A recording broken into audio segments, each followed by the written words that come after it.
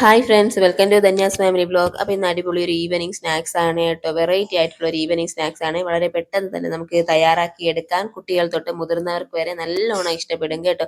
അത്രയും നല്ല ടേസ്റ്റി ആയിട്ടുള്ള ഒരു അടിപൊളി ഈവനിങ് സ്നാക്സ് ആണ്. അപ്പം വീഡിയോ ഫുള്ളായിട്ട് ഒന്ന് കണ്ടതിന് ശേഷം തയ്യാറാക്കി നോക്കണം. ഫീഡ്ബാക്ക് കമൻസ് ആയിട്ട് അറിയിക്കുകയും ചെയ്യണേ. അപ്പം ഞാൻ തയ്യാറാക്കാനായിട്ട് ഒരു പാത്രം എടുത്ത് അതിലേക്ക് ഒരു 1.5 കപ്പ് ഗോതമ്പ് മാവ് എടുത്തിട്ടുണ്ട്. ഗോതമ്പ് മാവിലേക്ക് ആവശ്യത്തിനുള്ള ഉപ്പും കൂടെ ആഡ് ചെയ്ത് കൊടുക്കാം. അതിലേക്ക് തന്നെ 1 ടേബിൾ സ്പൂൺ എണ്ണയും കൂടെ ഒന്ന് ഒഴിച്ച് കൊടുക്കണേ. ഇനി ഇതെല്ലാം കൂടെ നമുക്ക് കൈകൊണ്ട് തന്നെ നല്ലോണം ഒന്നങ്ങ് മിക്സ് ചെയ്ത് കൊടുക്കാം കേട്ടോ.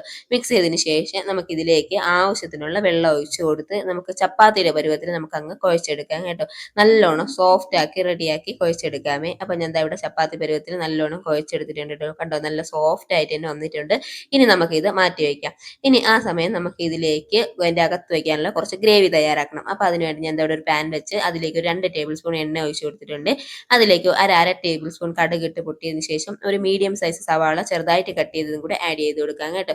അത് നല്ലോണം ഒന്ന് വഴറ്റിയതിന് ശേഷം അതിലേക്ക് ഒരു 2 പച്ചമുളക് ചെറുതായിട്ട് കട്ട് ചെയ്തതും ഇഞ്ചി വെളുത്തുള്ളി പേസ്റ്റ് 1 ടേബിൾ സ്പൂണും കൂടെ ആഡ് ചെയ്ത് കൊടുക്കാം കേട്ടോ. അപ്പം ഞാനിവിടെ അതിൻ്റെ ചതച്ചതാണ് കേട്ടോ ഇട്ട് കൊടുത്തത്. അതെല്ലാം കൂടെ നല്ലോണം മിക്സ് ചെയ്ത് കൊടുത്തതിന് ശേഷം ഇതിലേക്ക് ഒരു 1/4 ടേബിൾ സ്പൂൺ മഞ്ഞൾപ്പൊടി, 1 table spoon Kashmiri chilli powder, ഒരു അര ടേബിൾ സ്പൂൺ ഗരം മസാല ഇതെല്ലാം കൂടെ ഇട്ട് നല്ലോണം ഒന്ന് മിക്സ് ചെയ്ത് അതിൻ്റെ പച്ച ചുവയൊക്കെ ഒന്ന് മാറിയതിന് ശേഷം ഇതിലേക്ക് നമുക്കൊരു 2 ക്യാരറ്റ് ഗ്രേറ്റ് ചെയ്തതും ഒരു 2 ഉരുളക്കിഴങ്ങ് ഗ്രേറ്റ് ചെയ്തതും കൂടെ ആഡ് ചെയ്ത് കൊടുക്കാമേ. ഇനി ഇതിലേക്ക് എന്ത് വെജിറ്റബിൾസ് വേണമെങ്കിലും നിങ്ങൾക്ക് ആഡ് ചെയ്യാം കേട്ടോ. ഇനി ഉരുളക്കിഴങ്ങും ക്യാരറ്റും ഒന്നും ഞാൻ നേരത്തെ വേവിച്ചതല്ല കേട്ടോ. ഇതിലോട്ട് നമ്മൾ ഗ്രേറ്റ് ചെയ്ത് ഇട്ട് കൊടുത്ത് നമ്മൾ ഒരു 5 മിനിറ്റ് ഒന്ന് ഇളക്കി കൊടുക്കുമ്പോഴത്തേക്ക് അത് ചെറുതായിട്ട് ഒന്ന് വെന്ത് കിട്ടും കേട്ടോ.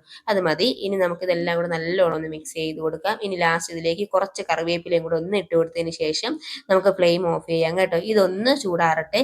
ആ സമയം കൊണ്ട് നമ്മൾ തയ്യാറാക്കി വെച്ചിട്ടുള്ള മാവ് നമുക്കൊന്ന് പരത്തിയെടുക്കാം കേട്ടോ. അപ്പോൾ ദാ മാവ് ഇവിടെ റെഡി ആയിട്ട് വന്നിട്ടുണ്ട് കേട്ടോ. അപ്പം നമുക്കിതിലേക്ക് ഒരു മീഡിയം സൈസ് ഉരുളകളാക്കി എടുക്കാം കേട്ടോ. അതായത് ഒരു കുറച്ചുകൂടെ കട്ടിയായിട്ടുള്ള ഒരു പൂരിയുടെ പരുവത്തിൽ വേണം നമുക്കിത് പരത്തിയെടുക്കാൻ കേട്ടോ. അപ്പം എന്താ ഇത്രയും സൈസ് ആയിട്ടുള്ള ഒരു കൊച്ചു ബൗളിന്റെ സൈസ് ആയിട്ടുള്ള ഉരുളകളാക്കി എടുത്തിട്ടുണ്ട്. ഇനി നമുക്കിതങ്ങ് പരത്തിയെടുക്കാം കേട്ടോ.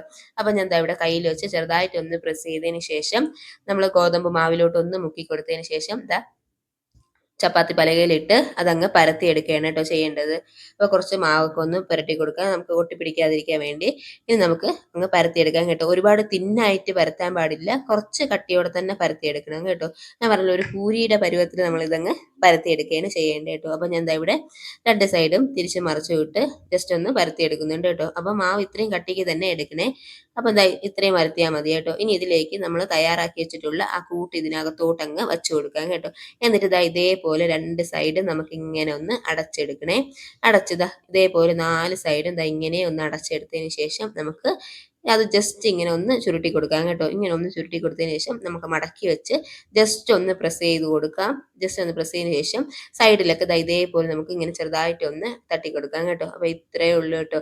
അപ്പോൾ ദാ ഇവിടെ റെഡി ആയിട്ടുണ്ട് കേട്ടോ. അപ്പം ദാ ഇതേപോലെ നമുക്ക് ബാക്കിയുള്ളതും ചെയ്തെടുക്കാമേ. അപ്പം ഇത്രയേ ഉള്ളൂ, നമുക്ക് സിമ്പിൾ ആയിട്ട് തന്നെ ചെയ്യാം കേട്ടോ. നല്ല എളുപ്പത്തിൽ തന്നെ നമുക്ക് ചെയ്തെടുക്കാനായിട്ട് പറ്റും കേട്ടോ. അപ്പോൾ ദാ ഇത്രയേ ഉള്ളൂ കേട്ടോ. അപ്പം ഞാൻ ഇതേപോലെ ദാ ബാക്കിയുള്ള മാവും അതേപോലെ അങ്ങ് ചെയ്ത് എടുത്തിട്ടുണ്ട് കേട്ടോ. അപ്പോൾ ദാ ഇവിടെ റെഡി ആയിട്ടുണ്ട്. ഇനി നമുക്കിത് തയ്യാറാക്കാനായിട്ട് തുടങ്ങാം. അപ്പോൾ അതിനുവേണ്ടി ഞാൻ ദാ ഇവിടെ ഒരു പാൻ വെച്ച് അതിലേക്ക് എണ്ണ ഒഴിച്ച് കൊടുത്തിട്ടുണ്ട് കേട്ടോ. ഇനി നമുക്ക് തയ്യാറാക്കി വെച്ചിട്ടുള്ളത് ഓരോന്നായിട്ട് നമുക്ക് അതിലോട്ട് ഇട്ട് കൊടുക്കാം കേട്ടോ. അപ്പോൾ ഞാൻ എൻ്റെ പാത്രത്തിനനുസരിച്ച് ഒരു 4 ഞാൻ ഇപ്പോൾ ഇടുന്നുണ്ട്. ഇനി നിങ്ങളുടെ പാത്രത്തിൻ്റെ വലിപ്പം അനുസരിച്ച് എത്ര വേണോ ആ സമയത്ത് പറ്റുന്നത് അതനുസരിച്ച് ഇട്ട് കൊടുക്കാം കേട്ടോ. അപ്പോൾ ഞാൻ ദാ ഇവിടെ 4 വെച്ച് കൊടുക്കുന്നുണ്ട്. തീ മീഡിയം ഫ്ലെയിമിലിട്ട് തന്നെ വേവിക്കണം കേട്ടോ. പെട്ടെന്ന് ഹൈ ഫ്ലെയിമിലിട്ട് കരിയിച്ചെടുക്കാനായിട്ട് പാടില്ലേ. ഇനി ഇതിൻ്റെ പുറത്തോട്ട് കുറച്ച് കറിവേപ്പില ചെറുതായിട്ട് കട്ട് ചെയ്തതും ഒരു കുറച്ച് ചില്ലി ഫ്ലെക്സും കൂടെ നമുക്കൊന്ന് ഇട്ട് കൊടുക്കാം കേട്ടോ.